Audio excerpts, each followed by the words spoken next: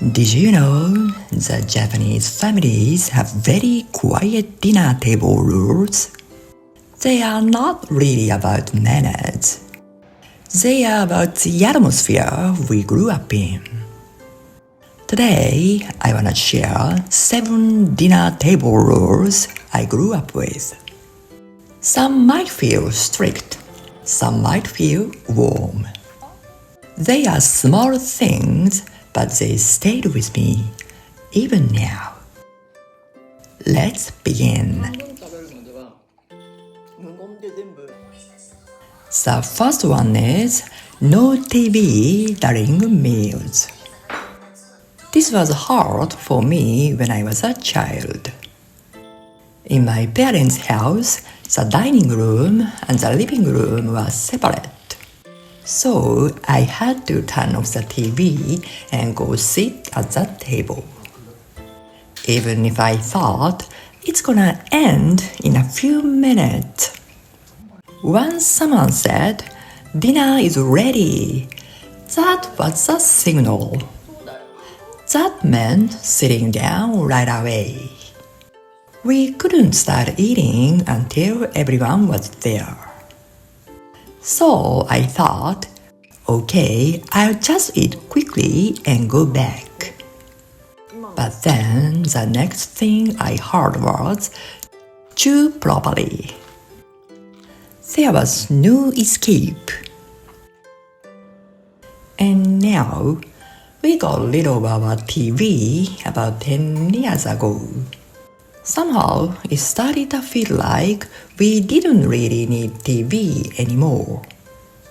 So now, it's just the two of us eating quietly. We don't talk very much, but it's a calm dinner table.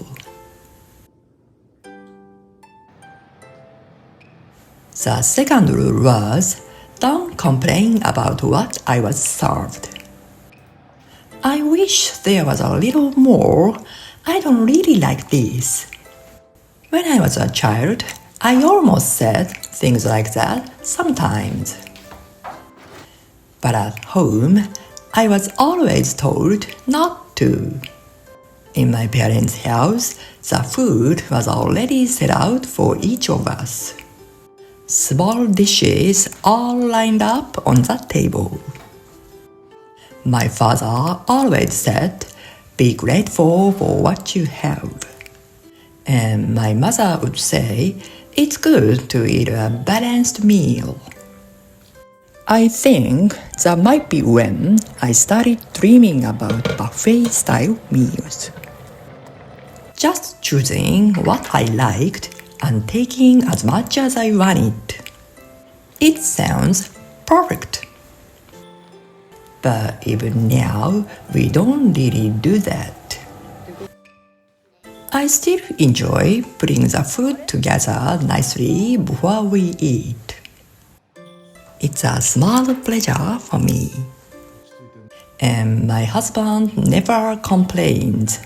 He always finishes everything neatly.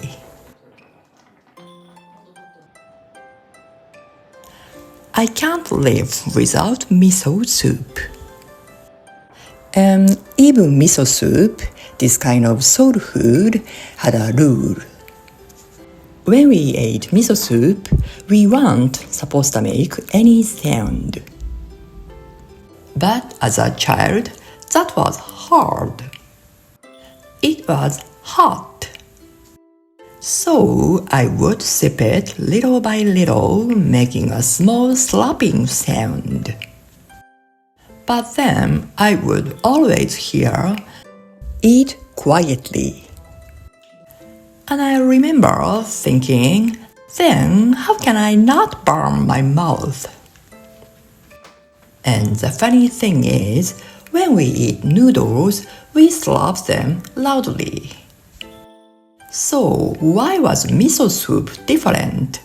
It never made sense to me. So I started waiting until it cooled down before I ate it. Later, I noticed something. Miso soup doesn't need to be that hot. the yeast in miso can die. So the childhood rule, hot soup but no sound.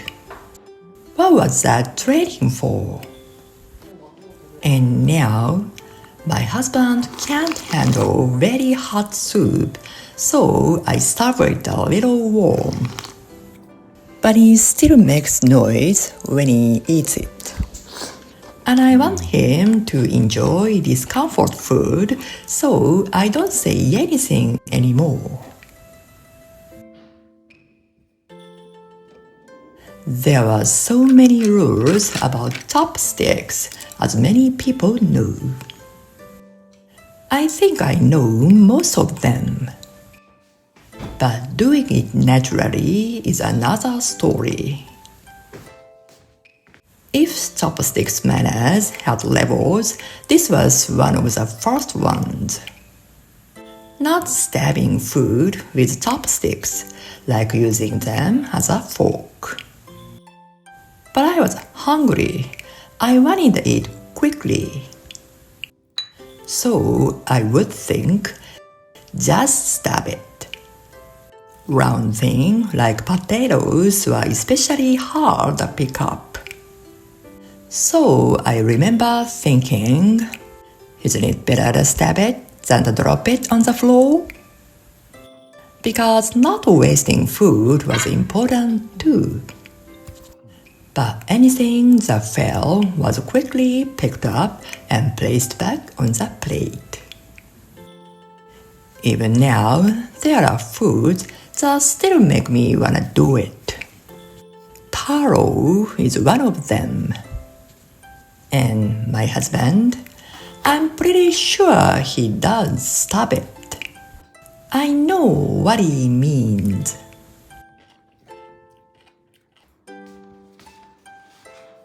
Rice and miso soup, we always served them in the same order. First was my father, then everyone else in order of age. And the person serving always came last. That was normal in our home. But even as a child, I kept thinking, why isn't grandma first? So when I was the one helping to serve, I always started with my grandmother. Why was it my father? Maybe that was just how families were then. And now it's just the two of us. This rule doesn't really matter anymore. I usually serve my husband first. But sometimes when he's serving, he starts with his own. I don't really mind.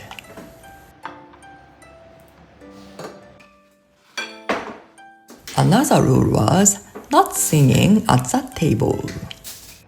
I think I heard that at school too. It wasn't seen as very polite. But for me, this one was very easy. Because ever since I was a child, my parents and my sister used to tease me, saying I was tone deaf.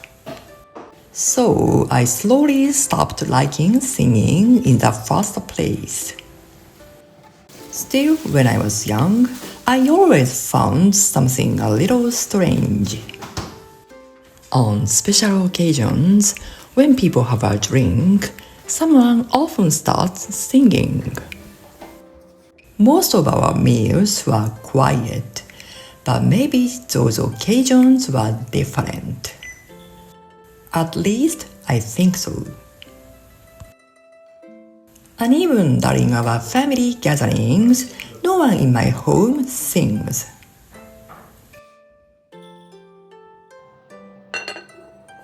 This was one of the rules I remember clearly.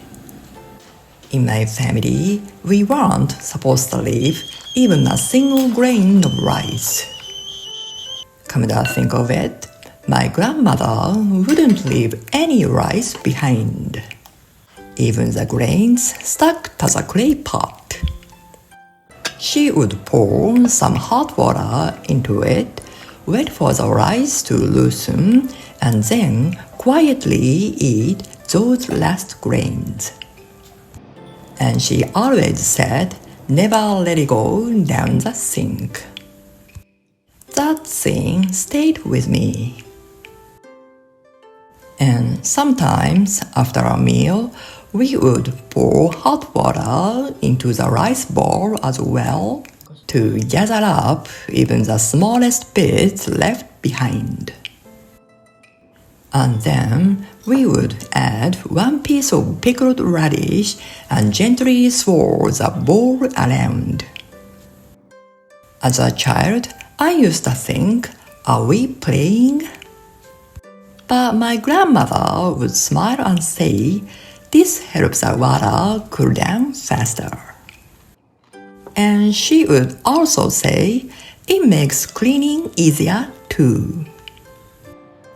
And now, before I knew it, when I wash the pot, I find myself doing the same thing.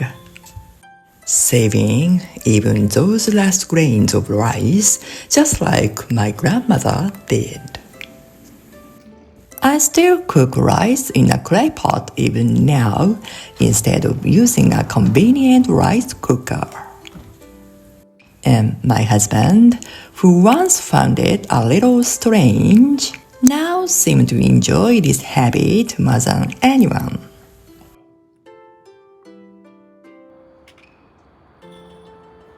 That was 7 dinner table rules I grew up with. When I think about them now, they feel like more than just rules. In fact, I realized I still follow all of them without even thinking about it. Do you have anything like this in your home? I'd love to hear about it in the comments. And if you enjoyed this video, a like or subscribing would really mean a lot. I truly appreciate your support. Thank you so much for watching until the end. I'll see you in the next video. Bye!